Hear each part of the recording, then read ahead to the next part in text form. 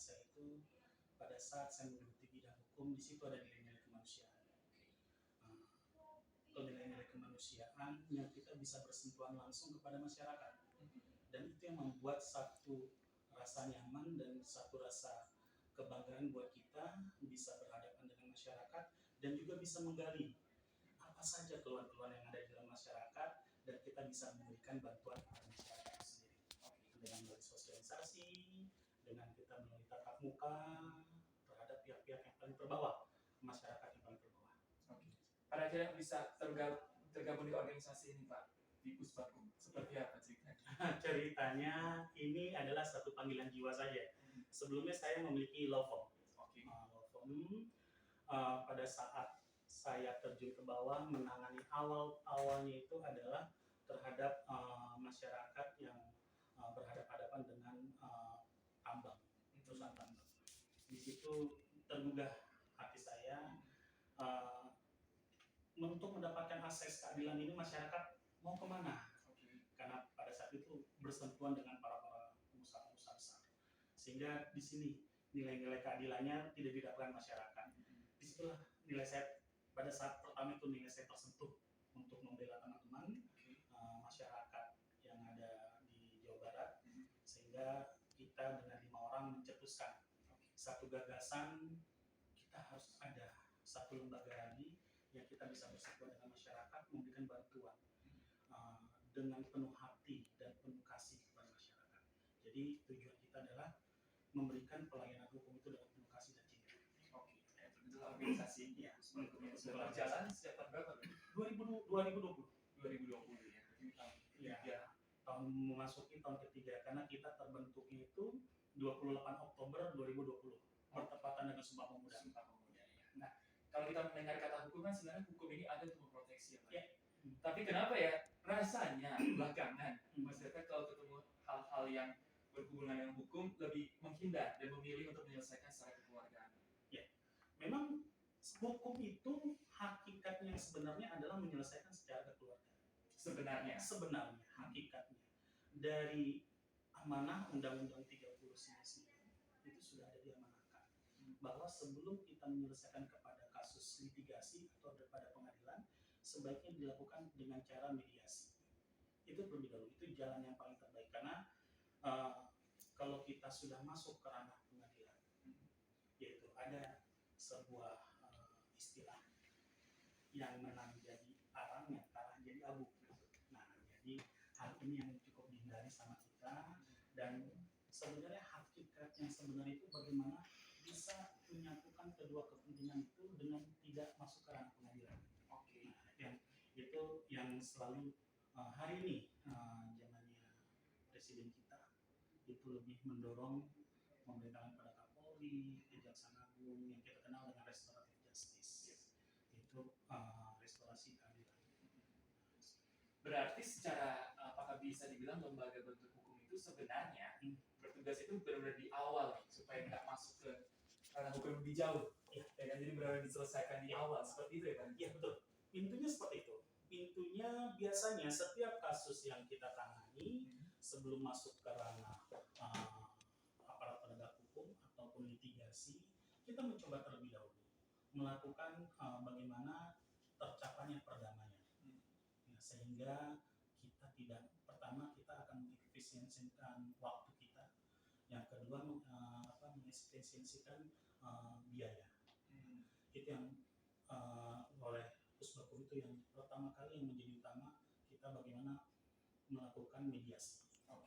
Kalau ternyata tidak tercapai, ya memang kalau tidak tercapai, mau tidak mau, suka tidak suka, kita harus maju ke ranah litigasi. Dan Puspakum masih tetap akan kita akan terus mengawal sampai putusan itu yang memiliki kekuatan hukum tetap, bukan hanya pada tingkat pengadilan pertama saja, tetapi kita akan mengawal kalau memang ada nanti pada saat itu banding atau kasasi yang memiliki kekuatan hukum yang tetap atau inkrah. Karena kan kita sering mendengar dan baca di sosial media ya, ada kasus yang viral, setelah itu komentar-komentarnya jangan mau diajak damai secara keluargaan karena kita bukan keluarga, kan gitu ya Pak? Iya. Tapi sebenarnya baiknya adalah memang terkadang ya media sosial itu seperti itu ya, melakukan memang ada kasus-kasus tertentu yang kita secara menghadapi kasus yang tidak semua melakukan mediasi. Ada juga yang langsung karena baik itu karena kepolisian. Ya. Kalau begitu kasus-kasus seperti apa aja Pak yang biasa kita tangani? Ya. Terutama dari Pusbakum ya.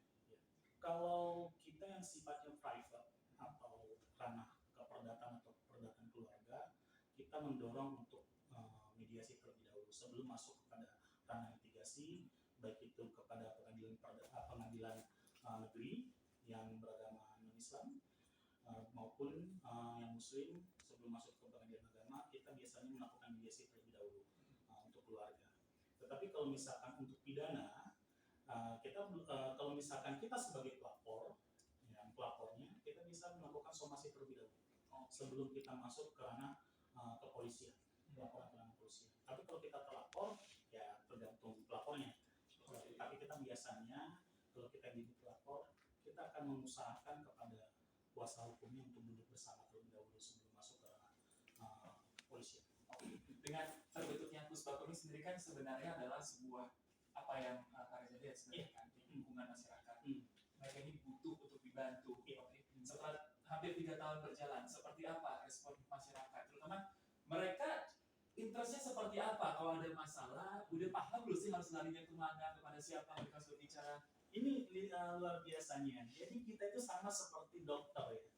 Sekarang masyarakat sudah trennya, masyarakat yang saya sudah melihat dari 19 provinsi, tren masyarakat kalangan bawah itu kalau setiap ada permasalahan itu sudah mengenal namanya Pusbakum SAW. Jadi sampai advokasi pewicaksana itu sudah dikenalnya, ke Pusbakum SAW aja, ke Pusbakum SAW.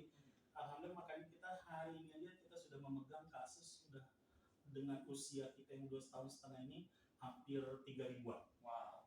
Hampir 3.000-an. Iya, hampir 3.000-an. Artinya itu bahkan sehari lebih satu berarti. Iya, lebih 3 tahun aja nggak nyampe 1.000 hari ya Pak ya. Kalau kita menghitung secara keseluruhan, di kantor kita aja di DPP banyak sekali. Banyak sekali, baik itu keluhan, konsultasi, dan tadi mungkin bisa tembus nanti tahun ini mungkin bisa tembus di angka 5.000. Ya, karena itu tadi trennya itu mereka sudah mendapatkan kenyamanan. Tadi kita peduli dan kita cinta kasih kepada masyarakat. Jadi kita sekarang direct selling, menjemput kepada masyarakat yang kita sebut dengan kartu pelindungan hukum. Dengan kartu pelindungan hukum itu mereka dilindungi baik secara pribadi maupun keluarga. Jadi sebenarnya masyarakat sudah cukup paham ya ketika ada masalah, ada sesuatu, Pusbakum yang bisa membantu. Ya, amin. Dan sudah terbentuk berarti ya mindset seperti itu Pak ya. Alhamdulillah. Supaya mereka tidak takut kalau misalnya biasanya kan kalau dengar kata hukum, wah ini pasti repot, ya kan biayanya juga besar gitu. Betul. Itu yang sebenarnya yang ditakuti sama masyarakat kita hari ini. Kalau sudah bersentuhan dengan hukum, pertama memakan waktu dan biaya, high cost dan juga long time itu dengan cukup lama waktu. Tapi dengan kehadiran kita memberikan satu solusi.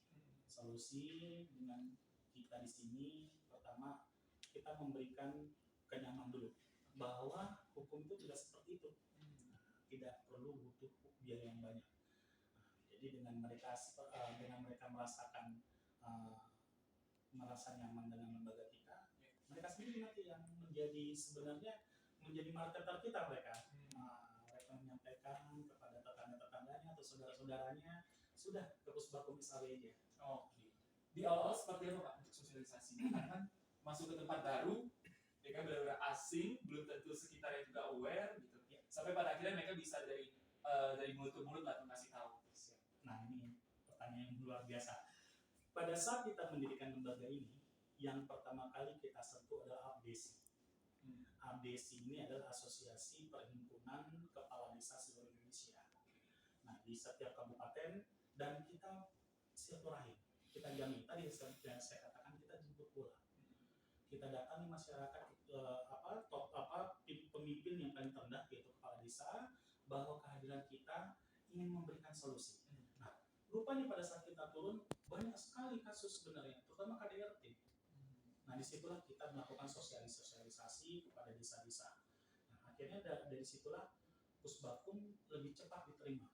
Oke. Nah, di Kabupaten Bekasi itu ada 180 kepala desa dan hampir 90 kepala desa, dan kita tiap bulan tuh ya kita diundang sama kepala desa untuk melakukan sosialisasi karena mereka ada namanya rapat mingguan saat dengan masyarakat. Dengan di situ kita dicoba dimasukkan untuk memberikan sosialisasi hukum terkait apa penyakit masyarakat, baik itu KDRT, narkoba. Nah, di situ peran kita masuk. Yang paling banyak seperti apa Pak kasusnya? Kasus ya, kita lagi trennya ini, yang kita trennya kita masalah pertanahan di Kabupaten Bekasi. Nah, kalau untuk daerah Bogor itu masalah tentang rumah tangga. Kemarin di Jakarta Timur lebih trending itu KDRT. Jadi setiap daerah memiliki trennya masing-masing, dan itu semua kita tangani. Ya, karena kan namanya lembaga hukum itu tidak mengenal satu permasalahan, tapi banyak permasalahan yang soal kita tangani. Kalau misalnya nih, Sobat Aksi Nyata lagi nonton, terus mereka berasa saya butuh bantuan hukum. Ya. Oh, gabus baku. Ya, siap. Langkah-langkah apa aja yang perlu mereka persiapkan? Gampang, simple. Mereka datang ke kita, kita membuka ruang konsultasi gratis, dan langsung berbicara berapa lama pun akan kita layani. Setelah nanti permasalahan mengerucut, nanti mereka menggabung dengan kita. Itu yang namanya dengan KPH, Kartu Pelindungan Hukum. Jadi ya kita hari ini KPH kita, anggota kita yang masuk kepada Kartu Pelindungan Hukum itu sudah hampir 1000-an lebih. 1000-an lebih. Itu di luar anggota kita yang Pusbakum ya. Kalau melihat dengan gerakan yang sudah dibikin oleh Pak Reza bersama teman-teman di Pusbakum, pastinya ini nggak bisa sendiri ya.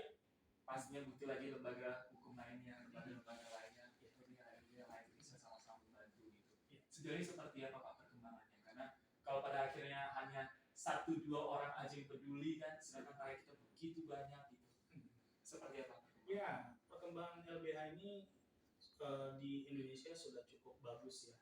Nah, tadi yang Bang Sony sampaikan, kita juga tidak bisa bergerak sendiri karena begitu banyak permasalahan yang ada dalam masyarakat, sehingga kita melakukan sinergitas dengan lembaga-lembaga hukum yang lainnya. Tidak semua permasalahan kita tampung ya. Jadi kita ada satu wadah yang sesama lembaga bantuan hukum, kita saling share. Pada saat kita tidak bisa mampu, maka kita coba dengan teman-teman yang lain, teman-teman lembaga hukum yang lain. Jadi benar-benar saling bersinergi. Saling bersinergi. Dari Pusbakum sendiri apa yang menjadi mungkin cita-cita dan kedepannya, pengennya seperti apa nih? Iya, cita-cita kita sebenarnya simpel, membahanakan atau membumikan bantuan hukum di bumi pertiwi, di bumi Nusantara, biar Pusbakum itu biar dapat dikenal secara platform maupun visi misi kita, tujuan program kerja Pusbakum misalnya. Ya, bisa hukum itu bisa ditegakkan? Iya, hukum bisa ditegakkan, dan yang paling penting setiap warga negara Indonesia dapat merasakan nilai-nilai keadilan yang hidup di bumi Nusantara ini. Oke. Nah, yang mana tahu kita kan juga sebenarnya banyak dari generasi milenial dan generasi Z juga. Iya, generasi Z. Yang saya juga nggak tahu mereka punya interest nggak dengan hal seperti ini. Kalau ada yang bisa Pak Reza sampaikan kepada teman-teman kita ini. Teman-teman milenial dan generasi Z ini sebenarnya generasi peradaban kita. Kedepan hukum itu akan semakin kompleks. Advokat, paralegal di Indonesia ini hanya tidak sampai 10%. Tidak sampai 10%. Sehingga ini menjadi